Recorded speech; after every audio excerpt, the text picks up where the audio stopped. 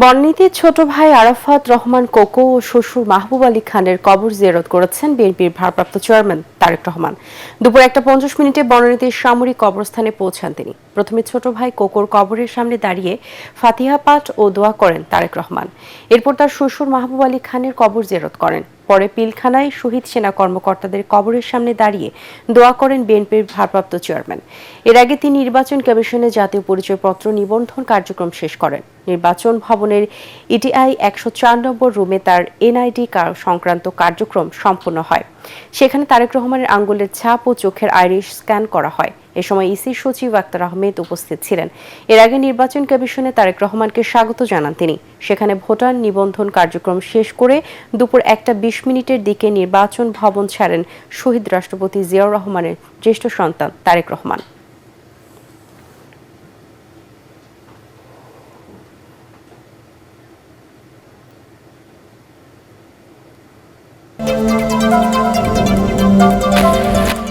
এর আগে বিএনপির ভারপ্রাপ্ত চেয়ারম্যান তারেক রহমানের মেয়ে জাইমা রহমানও ভোটার নিবন্ধন সম্পন্ন করেন। দুপুর 12:30টার দিকে জাইমাকে নিয়ে আগারগাঁও নির্বাচন কমিশন কার্যালয়ে যান তার মা ডক্টর জুবাইদা রহমান। ইসিতে গিয়ে ফিঙ্গার ও আইরিশ দেন জাইমা রহমান।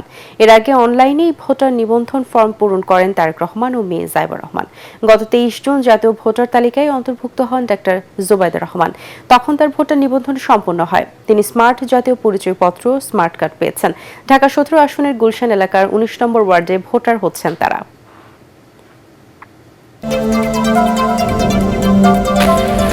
সকালে ইনকিলাব মঞ্চের মুখপাত্র শহীদ ওসমান হাদী ও জাতীয় কবি কাজী নজরুল ইসলামের কবর জিয়ারত করেন তারেক রহমান।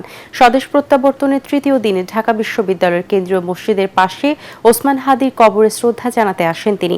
নেতাকর্মী আর উৎসুক জনতার ভিড় অতিক্রম করে গুলশানের বাসা থেকে সকাল 11:20 ঢাকা বিশ্ববিদ্যালয়ে হাদীর সমাধিতে পৌঁছান বিএনপির ভারপ্রাপ্ত চেয়ারম্যান। পরে ওসমান হাদীর কবর জিয়ারত ও জাতীয় কবির সমাধিতে শ্রদ্ধা জানান তারেক রহমান।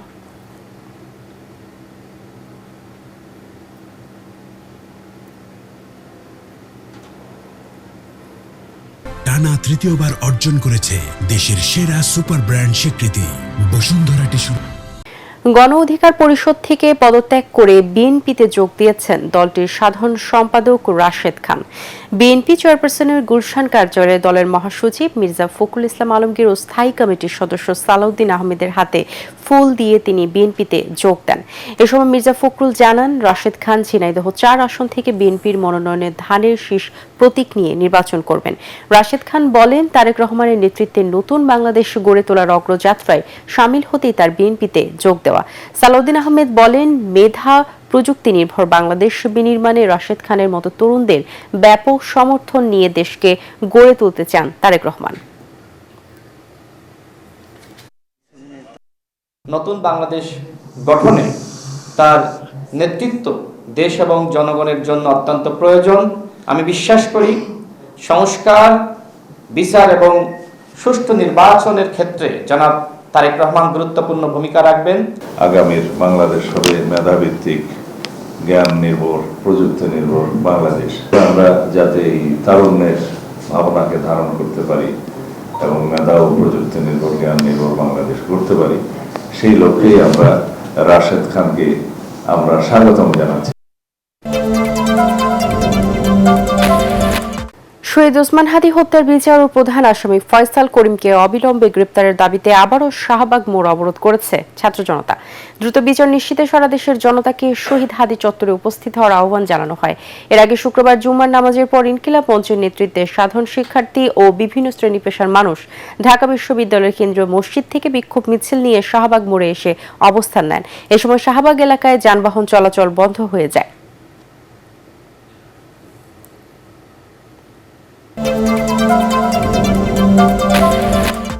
বিপিএল ক্রিকেট উৎসবের মাঝেই শোকের কালো ছায়া। মাঠে হার্ট অ্যাটাক করে মৃত্যুর কোলে ঢলে পড়লেন ঢাকা ক্যাপিটালসের সহকারী কোচ মাহবুব আলী জাকি। ইন্না লিল্লাহি ওয়া ইন্না ইলাইহি রাজিউন। রাজশাহী ওয়ারিয়র্সের বিপক্ষে ম্যাচ দিয়ে আজ আসর শুরু করেছে ঢাকা ক্যাপিটালস। ম্যাচ শুরুর আগ মুহূর্তে ক্রিকেটারদের নিয়ে গা গরম করছিলেন ঢাকা ক্যাপিটালসের সহকারী কোচ মাহবুব আলী জাকি। অনুশীলন সেশন পরিচালনার সময় আচমকা অসুস্থ হয়ে মাটিতে লুটিয়ে পড়েন তিনি। তাৎক্ষণিকভাবে তাকে সিপিআর দেওয়া হয় এবং অ্যাম্বুলেন্সে করে সিলেটের আল হারামাইন হাসপাতালে ভর্তি করা হয়েছিল। যদিও শেষ পর্যন্ত বাঁচানো যায়নি। হাসপাতাল নেওয়ার পথে মৃত্যু হয়েছে দেশবরেণ্য এই কোচের।